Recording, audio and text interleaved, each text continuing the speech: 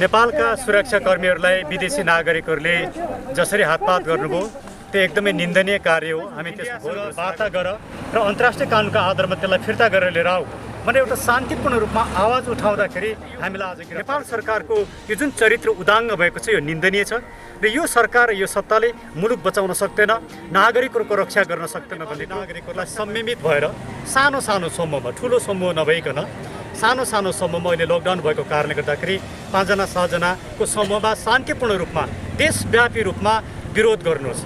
मुलुक बेच्न पाइँदैन, देश बेच्न पाइँदैन भन्ने एउटै मात्रै नारा लिएर सम्पूर्ण नागरिकहरू लिपुलेख नेपालमा फिर्ता आउनको लागि सम्भव छ। दुनियाँमा यस्ता धेरै उदाहरणहरू छन्, भएका छन्।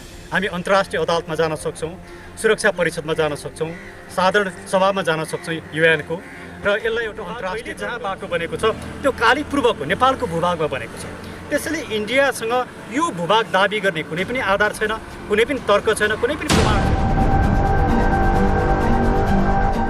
जुन दिउँसो पक्राउ पर्नुभएको थियो हेमराज थापा सँगसँगै सुरेन्द्र केसी लगायतका अभियन्ताहरू पक्राउ पर्नुभएको थियो, उहाँ यतिखेर बाहिर आउँदै हुनुहुन्छ।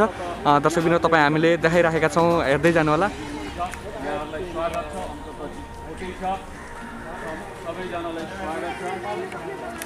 सबैजना यता बिचमा आउने, बिचमा नै नै नजाम न, नजाम, बिचमा आउनुहुन्छ कि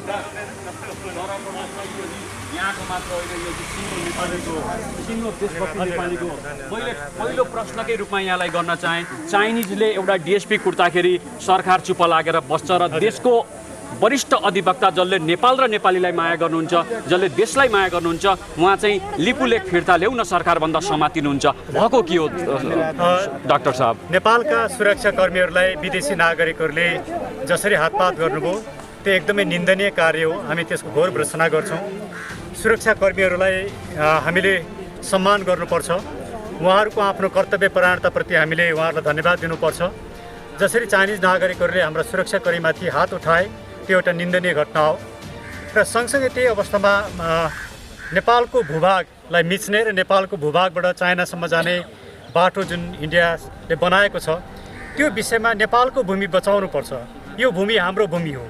यो भूमिलाई नेपालको भूमि कायम गर्नको लागि अन्तर्राष्ट्रिय कानुनका आधारमा इन्डियासँग वार्ता गर र अन्तर्राष्ट्रिय कानुनका आधारमा त्यसलाई फिर्ता गरेर लिएर आऊ भनेर एउटा शान्तिपूर्ण रूपमा आवाज उठाउँदाखेरि हामीलाई आज गिरफ्तार गरियो।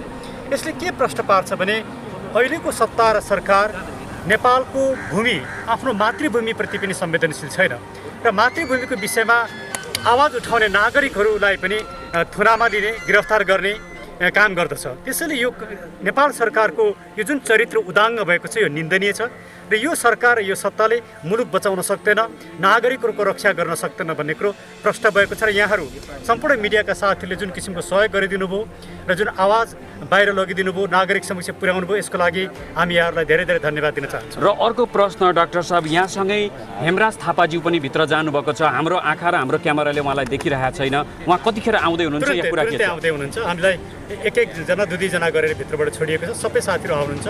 अहिले भित्र 14 जना मध्ये हामी सबै नै आउँदैछौँ।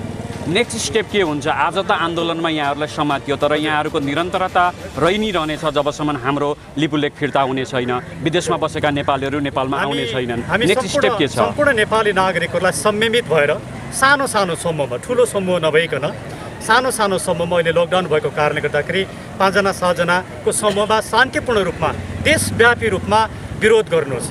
मुलुक बेच्न पाइँदैन, देश बेच्न पाइँदैन भन्ने एउटै मात्रै नारा लिएर सम्पूर्ण नागरिकहरू सडकमा आउनुहोस्। तर हामीले यो संवेदनशीलतालाई पनि हेर्नुपर्छ र सोसल डिस्टेन्स मेन्टेन गरेर सडकमा निस्किनुहोस् भन्ने कुरोको लागि हामी सम्पूर्ण नागरिकहरूलाई आह्वान गर्न चाहन्छौँ। यहाँलाई डाक्टर साहबलाई एउटा सोसियल डिस्टेन्सका कुरा गर्दा आज यहाँ पनि एउटा डिस्टेन्समै हुनुहुन्थ्यो भने हेमराज थापाज्यू पनि एउटा डिस्टेन्समै हुनुहुन्थ्यो, तर उहाँ गाडीबाट ओर्लिनै पाउनु भएको थिएन, झ्यापझुप समातेर लगियो। चाइनिजले चाहिँ एउटा डिएसपीलाई सिंहदरबारमा हान्दा मौन बस्ने सरकार नेपाल बनाऊ, नेपालको हामी माया गर्छौँ, लिपुलेख फिर्ता गर भन्दा यो चाहिँ एक किसिमको सरकारको काम गर्नै नहुने काम होइन र? हो, सरकारले एकदमै निन्दनीय काम गरेको। सरकारले न्याय गरेन, नागरिकप्रति पनि न्याय गरेन, आफ्नो मुलुकप्रति पनि न्याय गरेन, आफ्नो मातृभूमि र माटोप्रति पनि न्याय गरेन। त्यसैले यो सरकारको जुन क्रियाकलाप छ यो क्रियाकलाप जतिसुकै निन्दा गरे पनि पुग्दैन। यो सरकारलाई हामी सम्पूर्ण नागरिकहरूले साथ दिएका छौँ। लकडाउनको बेलामा मुलुक फिर्ता ल्याउन पनि हामी साथ दिन्छौँ। हामीले के भनेको भने अन्तर्राष्ट्रिय कानुनका आधारमा भारतसँग नेगोसिएसन गर, वार्ता गर, त्यसको लागि हामीले गर्ने सहयोग गर्छौँ। यो मुलुक फिर्ता गर्नु पर्यो। मुलुक बेच्न पाइँदैन। एउटा नागरिकलाई मुलुक बेच्न पाइँदैन भन्ने अधिकार पनि नहुने हो भनेदेखि त यो त सर्वसत्तावाद, यो त निरङ्कुशता हो। यस्तो मुलुकले त नागरिकका सम्पूर्ण स्वतन्त्रतालाई समाप्त पार्छ। अहिले पनि लकडाउनको बेलामा पनि हाम्रा मौलिक अधिकारहरू, मानव अधिकारहरू सस्पेन्स भएका छैनन्, त्यसलाई सस्पेन्स गरिएको अवस्था छैन। यसको अर्थ के हो भन्दाखेरि मौलिक मानव अधिकार नागरिकले प्रयोग गर्न पाउँछ। तर हामी आफै सबै आत्मसम्मेत भएर सरकारलाई सहयोग गरेका। तर जब सरकारले मुलुक बेचिँदाखेरि पनि थाहा छैन भन्दछ, 80 किलोमिटर बाटो बन्दाखेरि थाहा छैन भन्दछ, 12 वर्षसम्म यो कुरो लुकाउँछ, यस्तो अवस्थामा पनि नबोल्ने हो भने, नागरिक नबोल्ने हो भने मुलुकै बस्दैन। त्यसैले आज हामी सम्पूर्ण नागरिकहरू मुलुकलाई बचाउनको लागि शान्तिपूर्ण रूपमा सरकारलाई दबाब दिनका लागि सडकमा आउनुपर्ने अवस्था सरकारले नै सिर्जना गरेको छ, यही सत्ताले सिर्जना गरेको छ। त्यसकारण हामी सम्पूर्ण नेपाली नागरिकहरूलाई विनम्रतापूर्वक के अनुरोध गर्दछौँ भने मुलुक बचाउन एउटा नागरिकको हैसियतले तपाईँहरू शान्तिपूर्ण रूपमा बाहिर आउनुहोस् र सरकारलाई दबाब दिनुहोस्। यो कुराको लागि हामी विनम्र रूपमा अनुरोध गर्दछौँ। अन्तिम प्रश्न लिएर आएँ डाक्टर साहब यहाँसँग। यहाँहरू अहिले अभ्यासमै हुनुहुन्छ, जसरी हुन्छ नेपालको भूभाग मिचेको भूभाग फिर्ता लिने प्रयासमै हुनुहुन्छ। यहाँको अभ्यासबाट, यहाँको काम गराइबाट र अहिलेसम्म काम गराएको स्टडीको आधारमा सम्भव छ त लिपुलेख नेपालमा फिर्ता आउनको लागि?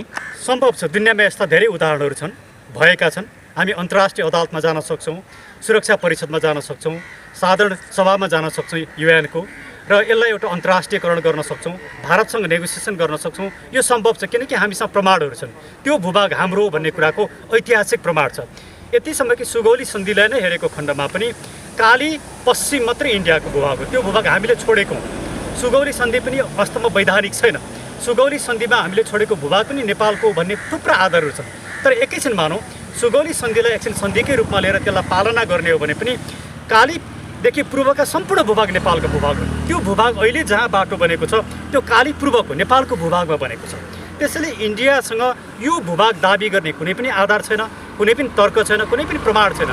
यस्तो अवस्थामा हाम्रो भूभागलाई अर्को देशले मिच्दाखेरि शेरबहादुर देउपाको 2005देखिको अहिलेसम्मका सबै सरकारहरूले यो विषयलाई 12-15 वर्षसम्म लुकाउन काम गरे। यसले के प्रश्न गर्छ भने यो सम्पूर्ण सत्ता र सरकार चाहिँ नेपालको रक्षा गर्न सक्दैन, नागरिकको रक्षा गर्न सक्दैन, नागरिकहरूलाई ढाँट्ने, छल्ने र गुमराहमा राख्ने काम गर्दछ। त्यसैले यो सत्ता र सरकार राष्ट्र विरोधी छ भन्ने हाम्रो निष्कर्ष। मैले अन्तिम भनेर थिएँ, फेरि एउटा अन्तिम सोध्न चाहन्छु उहाँहरूलाई। देखेपछि आयो हामी अधिवक्ता, वरिष्ठ अधिवक्ता र स्वतन्त्र अभियन्ता सहित हामी टोटल कतिजना पक्रिएका थियौँ आज? आज हामी 14 जना पक्रिएका थियौँ। हामी 15 जना थियौँ। एकजना भूतपूर्व प्रहरी हुनुहुँदो रहेछ, उहाँलाई पहिले छोडियो, केही समयमा छोडियो। अरू 14 जना हामी अहिले छुट्टी राखेका छौँ। यसमध्ये हामी 3 जना वरिष्ठ अधिवक्ता, 3 जना अधिवक्ताहरू, 6 जना विद्यार्थीहरू र अरू 2 जना अभियन्ताहरू गरेर हामी 14 जना छौँ। हामीलाई केही पनि भनिएन, तर भित्र राम्रो व्यवहार गरियो, हामीलाई तातो पानी पनि दियो, हामीलाई पानी दियो, हामीलाई राम्रोसँग राख्यो। उहाँहरूले जुन व्यवहार गर्नुभयो त्यसको लागि हामी उहाँहरूलाई धन्यवाद दिन चाहन्छौँ। यहाँलाई पनि धन्यवाद छ। लिपुलेख यहाँकै नेतृत्वमा लिपुलेख फिर्ता हुन्छ भन्दै सम्पूर्ण नेपालीहरू जो नेपाललाई माया गर्नुहुन्छ, मिडियाहरू जो मिडियाकर्मी भएर नेपालीलाई माया गर्नुहुन्छ, नेपाली भूभागलाई माया गर्नुहुन्छ, अन्ततः फर्किन्छ भन्दै यहाँलाई धन्यवाद व्यक्त गर्दछु। एउटा कुरा भनौँ, एकजना व्यक्तिको नेतृत्वमा सम्पूर्ण नेपाली नागरिकहरूले जिम्मेवारी लिनुपर्छ।